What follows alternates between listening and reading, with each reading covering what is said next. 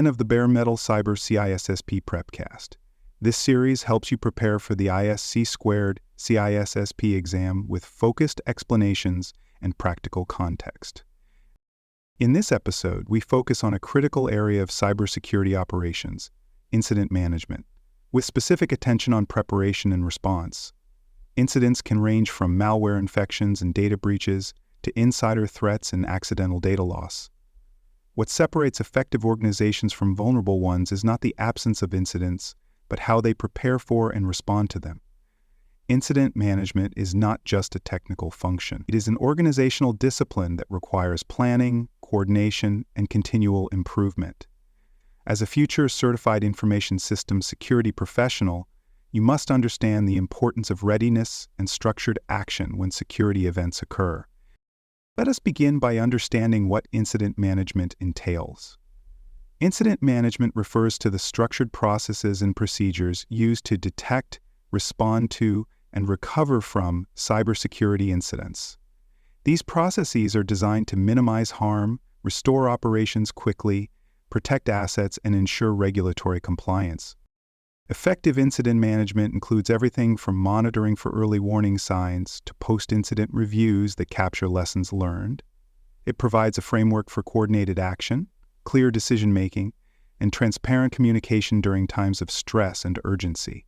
It is about being ready before something happens and knowing what to do the moment it does. Incident management minimizes impact by containing damage early. It reduces downtime by restoring systems quickly. It preserves evidence for forensic analysis. It helps your organization meet legal and contractual obligations.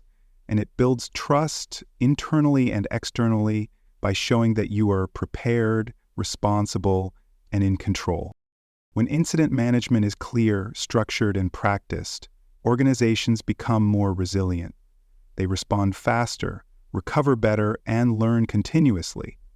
That is the true goal of incident management: reducing harm, building strength, and continuously raising the bar. Let us now turn to best practices for incident preparation. Preparation begins with having a documented and well-understood incident response plan. This plan should define the roles and responsibilities of the incident response team, describe escalation paths, outline communication protocols, and provide checklists for each phase of the response. Your response plan should be tailored to your organization's structure, systems, and risk profile. It should clearly indicate who leads the response, who communicates with stakeholders, and who handles technical containment and eradication. It should also define how to escalate issues to legal, compliance, or executive leadership. Preparation includes regularly testing the plan, conduct tabletop exercises to walk through response scenarios, run simulated attacks to practice detection, containment, and recovery. These drills reveal gaps in knowledge, coordination, and procedures while providing hands-on experience. A formal incident response team must be established. This team should include security analysts, system administrators, legal advisors, and communication specialists. Their responsibilities should be well-defined and supported with authority to act swiftly when needed. Monitoring is another pillar of preparation. Deploy logging systems, SIEM platforms, endpoint detection and response tools, and intrusion detection systems. These tools allow you to detect incidents early, before the damage spreads. Logging should be continuous, centralized, and securely stored. Finally, prepare your people. Train staff across all departments to recognize signs of incidents and know how to report them. Provide playbooks, checklists, and quick start guides. Make sure everyone understands the importance of reporting suspicious activity and knows what to do when something goes wrong. With preparation in place, let us now explore effective incident response strategies. Incident response typically follows 5 structured phases: identification, containment, eradication, recovery, and post-incident analysis. The first phase is identification. This means detecting that an incident has occurred. Identification can come from automated alerts, manual reports, user submissions, or intelligence feeds. The goal is to determine quickly whether an event is a legitimate incident, what systems are affected, and what actions may be necessary. Once an incident is identified, the next step is containment. This involves isolating affected systems, accounts, or services to prevent the incident from spreading. Containment may involve disconnecting systems from the network, disabling user accounts, or blocking specific ports or IP addresses. The goal is to limit the damage and stabilize the environment. After containment comes eradication. This means removing the threat from the environment. Eradication might involve deleting malicious files, restoring clean configurations, patching vulnerabilities, or decommissioning compromised systems. You must also investigate how the threat entered and what vulnerabilities were exploited. The fourth phase is recovery. This involves bringing affected systems back online, restoring data from backups, validating system integrity, and monitoring for signs of reinfection or ongoing compromise. Recovery must be done carefully to avoid reintroducing the threat or rushing back into an insecure state. Finally, the fifth phase is post-incident analysis. This includes reviewing the incident timeline, identifying lessons learned, and adjusting policies, controls, and procedures.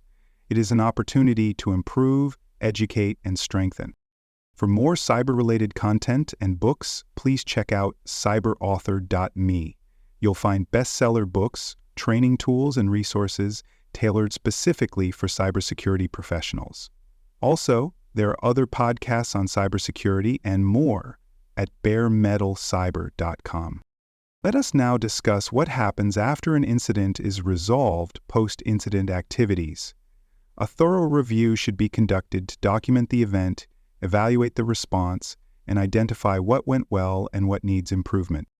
Root cause analysis is key. Ask why the incident happened. Was it a phishing email, a missing patch, a misconfigured firewall rule?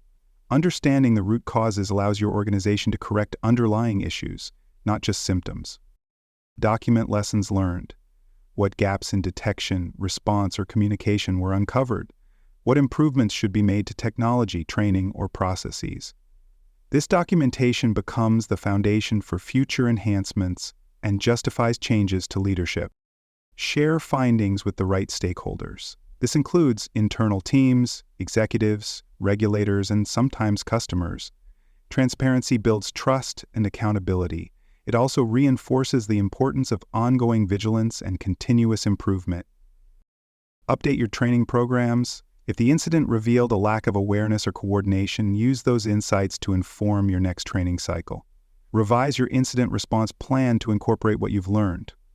Improve communication trees, escalation rules, or tool configurations based on real-world feedback. Next, let's look at the security controls that support incident management. Your environment must be equipped with strong detection capabilities. This includes SIEM systems, intrusion detection and prevention systems, and endpoint detection and response tools. These platforms help identify threats in real time. Secure communication is essential. Incident responders must be able to communicate clearly and securely during an event, use encrypted channels and out-of-band communication tools to coordinate actions without tipping off attackers or losing sensitive data. Vulnerability assessments, penetration tests, and internal audits all help proactively uncover weaknesses. These findings guide hardening efforts and improve readiness. Documentation is also essential. Maintain incident logs, investigation records, and resolution details in secure storage. This supports compliance and allows for deeper forensic analysis. Finally, enhance response with analytics and intelligence. Use real-time dashboards to track incident status. Integrate threat intelligence feeds to match observed behavior with known attacker tactics. The more informed your response team is, the more effective they will be. Continuous improvement is what turns good incident management into great incident management. Review and refine your response plans regularly. Adjust your strategy based on new threats, changing business needs, and updated regulations. Use metrics like mean time to detect and mean time to respond to evaluate performance. Compare response timelines to incident severity. Analyze detection rates, containment times, and recovery durations. Use this data to guide staffing, investments, and training. Involve all departments. Incident management is not just a security team function. It includes operations, legal, communications, and leadership. Cross-functional collaboration ensures that your response is coordinated and effective. Train regularly. Practice with new scenarios. Rotate leadership roles during simulations. Reinforce knowledge through tabletop exercises, threat modeling, and after-action reviews. Preparedness is not a one-time task. It is a discipline. Thank you for tuning in to the CISSP Prepcast by Bare Metal Cyber.